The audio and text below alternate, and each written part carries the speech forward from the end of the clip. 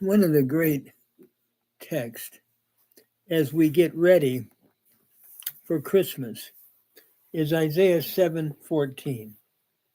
I may come back to this later, but I thought I would just share with that or share in that text tonight. It looks at the virgin birth of Jesus Christ, who brings salvation to those who are his people by belief in him, who is God with us, Emmanuel. So we read Isaiah 7:14. Lachen yitain Adonai hu lachem ot, hine ha'alma hara, v'yoledet bain, v'karat shemo Emmanuel. Notice, therefore, the Lord himself will give to you a sign. Behold, the virgin shall conceive and bears a son, and she will call his name Emmanuel, which is God with us. Looking at the vocabulary, we have lachen, which is an adverb, therefore. Natan is the verb to give. Adonai is a personal pronoun meaning Lord, or a personal noun, I should say, meaning Lord. Who is the personal pronoun he. Le is the preposition to or for. Ot is the noun meaning sign. Hine is an interjection, behold. Ha is the definite article. Ha alma is the noun that I'm translating as virgin. Hara is a verb to become. Ve is the conjunction and. Yalad means to bear. Bain means son. And kara is to call. Shem is name. Im is the preposition with. And El is the noun meaning God. So as we look at the grammar in this inductive Hebrew grammar study that we're doing, and looking forward to Christmas and its coming, lachain is an adverb, therefore, meaning therefore. Therefore, yitain is a verb, it's a cow imperfect, third masculine singular from the root natan, which means to give. Notice it is a pay noon verb, and the doggish forte of the tav shows that a noon has assimilated. So yintain becomes yitain because of progressive assimilation of the noon into the tav. Adonai is a noun that means Lord. Who is a personal pronoun meaning he. Lachem is rendered to you. The lamed is a preposition, and this is followed by the second masculine plural pronominal suffix pronoun, to you. Ot is a noun meaning sign. So Isaiah gives a sign from Yahweh to the house of David. Hine is an interjection meaning behold. Ha'alma is a noun, and I'm rendering it as virgin. It's interesting. Some render it as a woman of marriageable age, but I think it's fair to render it as virgin. Note that the commas appears under the hay because of a compensatory lengthening, since the ayin cannot take a doubling, like how the lamed is the article, then drops out, and you have compensatory lengthening from a pothok to a comet.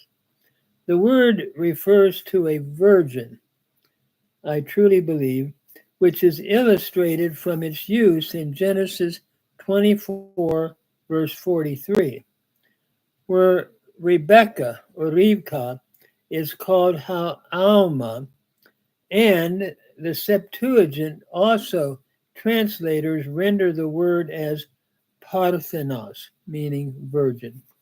So Alma can mean virgin clearly from Genesis 24, verse 43, speaking of Rebecca, and Parthenos is the Septuagint rendering, which is clearly virgin.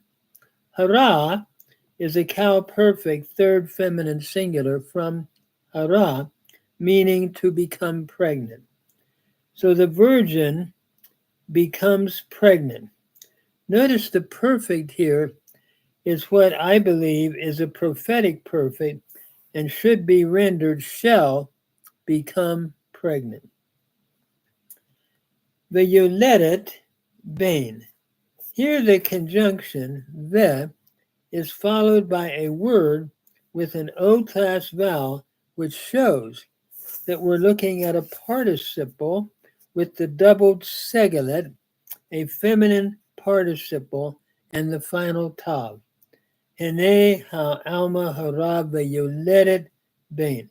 Cow participle, then third feminine singular from yalad, to give birth. Bain is a noun meaning son.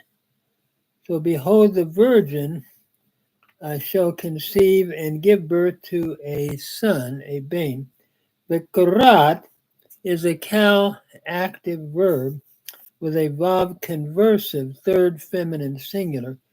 And note, she does the calling here. So, and she shall call Shemo, his name. Notice the noun Shem is followed by the pronominal suffix third masculine plural, his name. Emmanuel. She shall call his name Emmanuel. His name means with us, God. There is the preposition em, meaning with, followed by the first person plural pronominal suffix us. So with us, El, meaning God. So we would translate it, therefore, the Lord himself shall give you a sign. Behold, the virgin shall conceive and bear a son, and you will call his name Emmanuel. Notice, actually, she will call his name Emmanuel, is the way I'm rendering it here. So we go on. This is a double fulfillment, I believe, in this text. Notice at the near context, a known virgin would conceive a son, and before the son could grow up to know good from evil, his diet would be that of a devastated land of curds and honey. Notice Isaiah 14, verse 15. The diet of a devastated land would be because Assyria would come to the gates of Jerusalem and devastate the land. The son would be called Emmanuel, which is God with us, by his mother as a sign of political deliverance for Judah. But also in the text, I believe we have a double fulfillment, that it is a distant prophecy of Christ, who would be from the Virgin Mary in a biological miracle conceived by the Holy Spirit, who would be called Emmanuel by all who experience his salvation from sins. Christ's birth, then, is a supernatural biological miracle of the Holy Spirit, in which Christ is not just a sign of political deliverance, but spiritual deliverance, who is literally God with us, as the God man who saves his people from their sins. And this is further developed in the New Testament in Matthew chapter 1, verses 18 to 25. So may we worship Christ as we look forward to Christmas and the divine miracle of the virgin birth.